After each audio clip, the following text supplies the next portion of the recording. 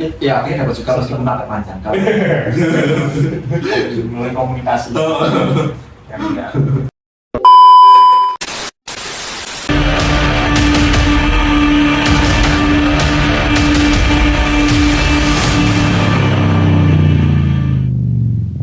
Oke, halo, selamat datang di podcast kami hari ini. Dan hari ini saya Ananta Biro Putra Nugroho, ada di CV Deksa Purnama bersama Mas Nana, sama Mas Abidin. Nah, kali ini kita bakal ngobrol tentang topik etika profesi sebagai entitas insan full stack developer. Nah, tapi sebelum mulai ini saya harus terima kasih dulu kepada CV Deksa Purnama karena sudah mengizinkan kami untuk mengganggu dan berpodcast di sini. Nah, sekarang Mas Alun ini bisa spill dikit loh di CV Deksa ini bekerja sebagai apa?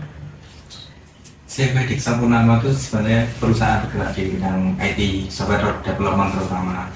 Produk kami ada yang di mobile aplikasi sama website. Itu sih. Rata-rata klien kami itu ada di pemerintahan, tapi ada juga yang swasta, terutama BUMN. Ini sih singkatnya. Kalau Mas Hanung sini di CV Deksa Purnama bekerja sebagai apa? Kalau saya sih sebenarnya apa ya, bisa dikatakan full stack, bisa dikatakan ya semua yang ada di sini. Oke. Saya mengerjakan bantu-bantu. Kalau Mas Abidin? Kalau saya sendiri awalnya saya mempunyai peran sebagai front-end developer pada awal saya masuk desa, tapi lama-kelamaan saya juga diharuskan untuk menjadi full stack juga biar bisa membantu Mas Danang dan juga saudara yang satunya lagi. Kenapa yang dia? Nah, kalau kalau sebagai full stack developer, tanggung jawabnya itu di CV Deksa ini ngapain aja? Kalau kami sih sebenarnya apa ya, lebih ke base project. Jadi kalau misalnya full stack kan biasanya kita ada project dari pimpinan, ada project klien. Nanti kita bagi tugas, misal saya di sini biasanya sebagai backend. Nah, Abidin itu sebagai front end. Tapi nggak untuk juga kita tukar role lah. Saya kadang front end, ini kadang back end. Jadi pindah-pindah. Kalau misal tugasnya apa, ya developing juga iya, kemudian kalau maintenance juga iya. Gitu. Oke, terus teknologi yang digunakan itu buat pengembangannya front end back end itu apa saja? Kalau backend kita saat ini pakai pakai Laravel, tapi nggak ada kemungkinan kita mau beralih ke Golang. Tapi untuk front end kita pakai Untuk saat ini banyak menggunakan Vue.js. jadi JavaScript. Alasannya kenapa pakai Laravel sama Vue.js itu? Kalau Laravel sendiri kenapa? Karena mungkin kan di sini rata-rata dulu awalnya PHP kan. Jadi kalau kita dari PHP natif pindah ke Laravel itu lebih enak. Ya kan. Terus kalau ini kan kita mau rencana pindah nih dari PHP Laravel ke Golang.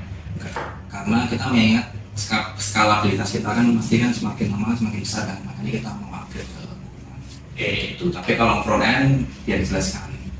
Untuk alasan memakai Vue.js sendiri itu ya karena framework yang untuk saat ini menurut saya update terus ya, jadi selalu ada pembaruan terus ya, lebih cepat dalam pengembangannya karena bisa menggunakan komponen-komponen dan ya untuk beralih dari yang sebelumnya menggunakan HTML sama CSS murni itu tidak terlalu susah.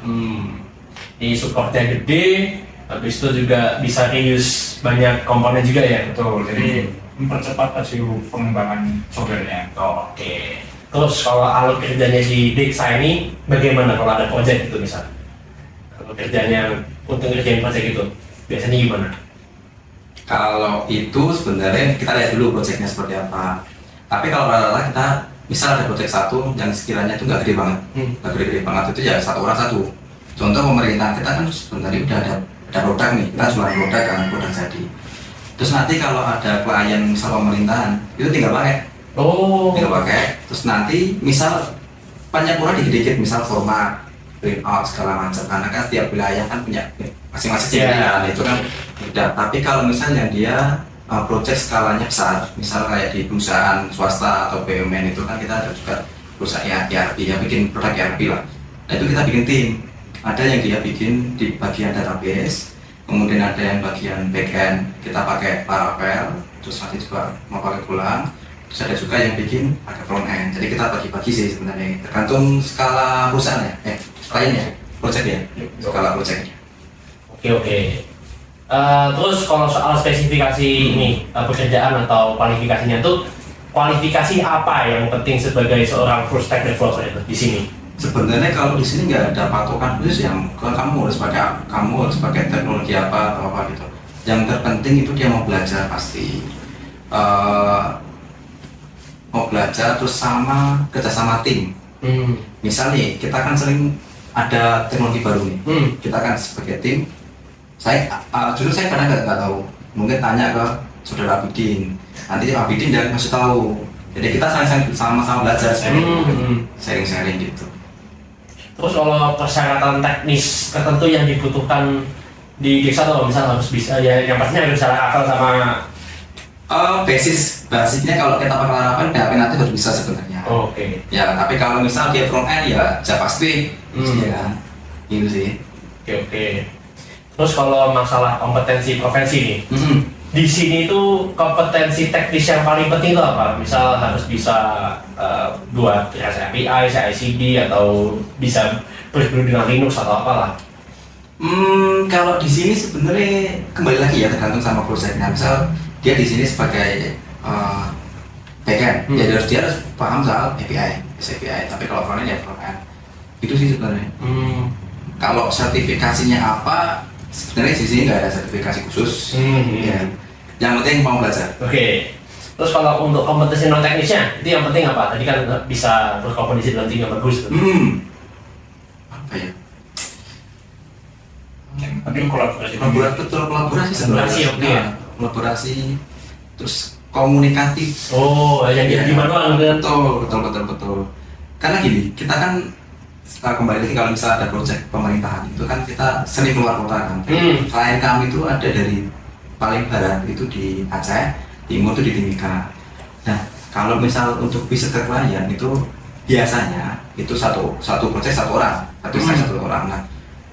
Nah nanti setiap minggu atau harian kan pasti ketemu klien. Kita harus presentasi lah, bagaimana cara kita ngomong ke klien segala macam. Nah itu sebenarnya harus dikuasai. Oke. Tapi memang pas awal-awal masuk di sini cara komunikasinya itu memang biasanya kan kita baca dulu, nggak masalah, nanti lama kelamaan pasti bisa.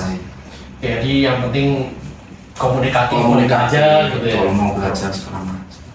Oke. Terus kalau di sini buat pengembangan kompetensi teknis ataupun non teknis dan kesadaran etik itu gimana? Apakah ada pelatihannya atau sudah ada panduannya sendiri? Kalau panduan nggak ada ya. Kita kalau misal pengembangan soal etik itu kan di sini murni. Jadi nggak ada harus gini. Ya memang ada sih sebenarnya. Misal kita harus mengakai guideline segala macam. Jadi kalau misal di desa itu kan kita biasanya diajarkan untuk hormat ke semua orang. Misal nih, kita ke luar kota kita kan sering pasti kita pesan gokar kan, atau Grab. Kita kalau di luar kota kita biasakan misal bapak yang drivernya itu sebelum pergi dari lokasi kita nggak masuk dulu ke hotel, jadi kita nungguin kadang gitu. Itu yang diajarkan. Jadi misal menghargai orang lain sekarang. Oke. Ya. Jadi nggak mandang kamu siapa itu enggak. Jadi bukan cuma teknis tapi non teknis juga penting ya di desa. Iya betul.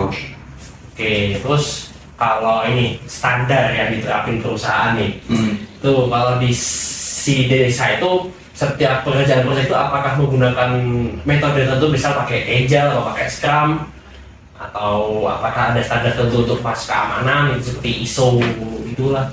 Kalau misal pengerjaan proyek itu biasanya kita tetap pakai Agile, karena kan lebih bisa Scrum biar lebih apa ya, fleksibel kan. Karena kan kita bisa nih kita bikin suatu proyek, ada sih beberapa yang kita sebelum coding itu pakai bikin blueprint dulu. Jadi awal-awal kita bikin blueprint, nanti dari kedua belah pihak, misal dari desa sama klien itu nih kita mau bikin fitur ini fiturnya ini, nanti di menunya tampil seperti ini, tampilannya dari segi warna segala macam seperti ini, mau apa enggak.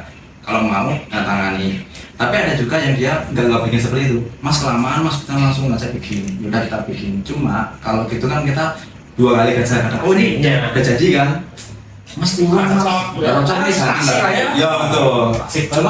Cuma kalau misal kayak gitu biasanya dikit sih. Dikit misal mas tambah form ini harusnya tampil gini.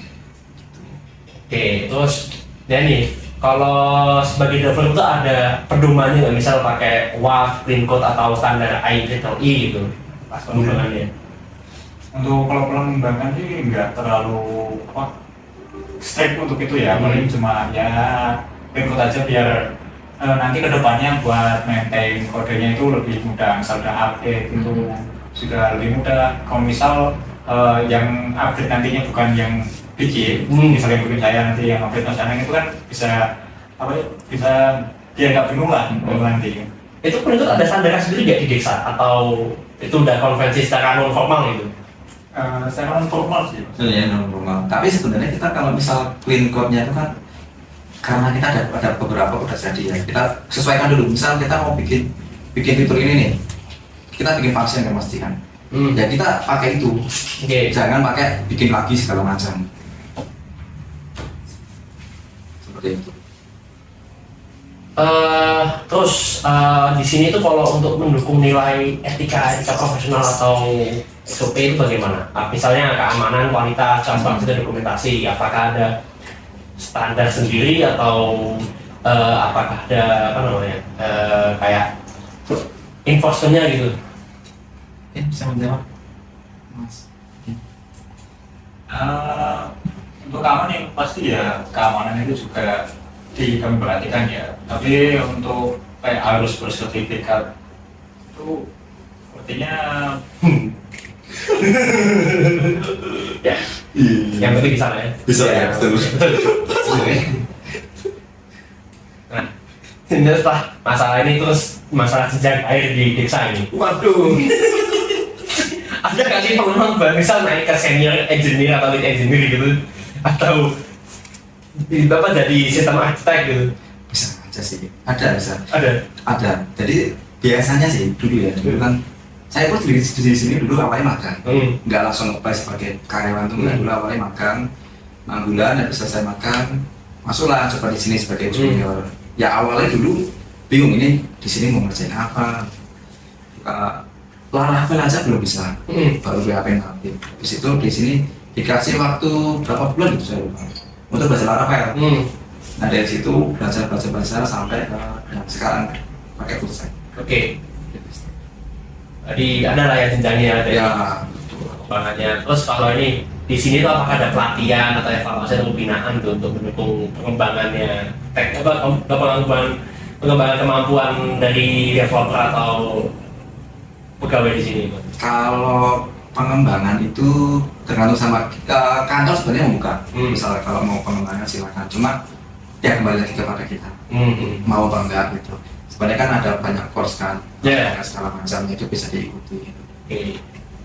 Terus kalau ini di sini apakah ada mentoring khusus gitu, misal untuk mengetahui best practice dari atau clean code-nya di desa itu, biar misal ada anak baru lah, itu apakah ada mentoring khusus buat biar bisa tahu standar-standar di desa gitu? Pasti ada. Karena kan kita balik lagi ke tim ya. Kita kan udah bukan kawan sih. Kayak kebiasaan kodenya seperti ini. Jadi kalau misalnya nanti kita mau project ini mau dikasih ke orang lain yang tinggal di sini, tinggal udah tahu apa harus ini apa toh. Seperti yang kata tadi udah ada konsensus normal itu ya buat metodenya ya. Betul. Nah ini banyak sekarang masalah sertifikasi nih. Di sini nih sertifikasi apakah ada yang relevan gitu untuk seorang developer full stack di sini? Kalau sertifikasi relevan apa enggak? Kalau untuk kita klien pemerintahan pasti kita dibutuhkan. Oh pasti dibutuhin ya? Karena kalau kita misal pengajuan ke pemerintahan pasti tanya, ini timnya ini sertifikasinya gimana? Oh pasti ya. Tanya pasti. Terus misal ada berapa perusahaan swasta itu tanya, timmu itu qualified enggak sih? Ada juga. Ini berarti minta sertifikat ya? Iya sertifikat pasti. Sertifikat itu apakah bentuk sertifikat course apa atau harus ikut sebuah kayak katakanlah apa namanya itu yang buat badan sertifikasi nasional gitu. Dari PS. Oh dari BNSP ya biasanya ya. Itu BNSP menarik tuh diikuti tuh, bisa ya? Ya kan PS kan? Iya. Badan sertifikasi Ya, nasional. Nasional. Oh, iya. Ya, mana sampai itu kan? ada.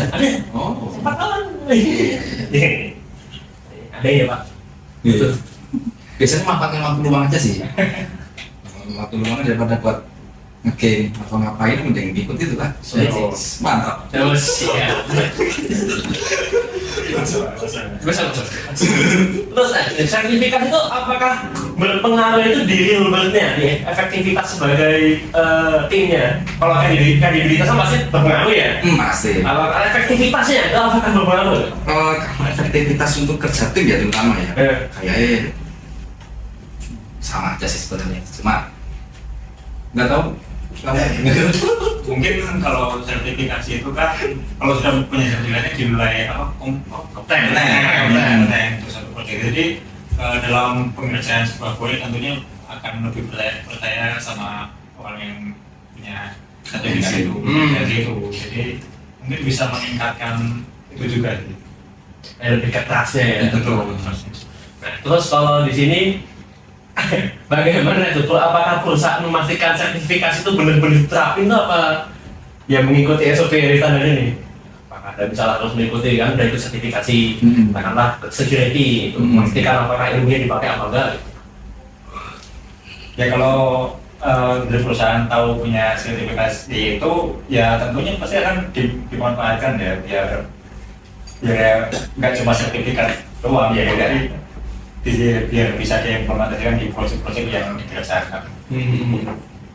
Nah, sekarang nih, saya mau tanya tentang organisasi atau komunitas profesinya ini. Dan di sini nih, sebagai developer itu atau perusahaan sendiri itu apakah mengikuti suatu organisasi profesional atau enggak komunitas developer gitu? Untuk itu sepertinya lebih ke personalnya masing-masing ya. Kalau beberapa karyawan di sini yang ikut mungkin komunitas di luar itu mungkin saya ini tergantung personal masing-masing. Kalau saya sendiri ya mungkin ada komunitas online atau mungkin offline yang kadang saya datangi juga ya buat biar bisa sharing-sharing sama menambah relasi juga. Kalau komunitas itu apakah mendukung ke best practice atau efisiensi atau etik atau integritas sebagai developer ya? Kalau itu bisa saja, misal kayak ikut seminar atau workshop kan bisa menambah terus kalau seminar kan juga ketemu banyak orang ya bisa menambah relasi juga yang terus biasanya pengetahuan lah antar saya dengan orang lain. Jadi partisipasi sebagai ikut seminar itu juga berpengaruh ya di dalam sebagai seorang developer ya. Betul. Oke, nah sekarang ini masalah kode etik atau ethical code lah. Kalau di Dixa ini SOP untuk pengembangan software itu kayak gimana? Misal SOP-nya dalam penggunaan versioning atau dokumentasi gitu, apakah ada SOP yang secara apa namanya dibukukan ya kan dibukukan secara real itu atau cuma non formal aja ya? Ya lebih ke non formal sih. Formal ya? Iya, kalau kita jarang misal bikin dokumentasi versi sekian itu Jangan ya? Kalau pakai Git pasti pakai Git. pasti. Versioning juga pakai. K1 Pakai. Git, tapi untuk dokumentasi ya kita pakai itu aja sih. dokumentasi buat klien Kalian pasti ada. ada. Ada, kalian pasti ada. Ini lebih ke dokumentasi klien bukan dokumentasi ke Nanti ya. Kalau manajemen aksesnya gimana? Misalnya tim yang aksesnya apakah ada yang dibatasi cuma segini atau ada yang bisa full akses gitu? Full akses ya? full akses. Nggak ada yang dibatasi. Oke.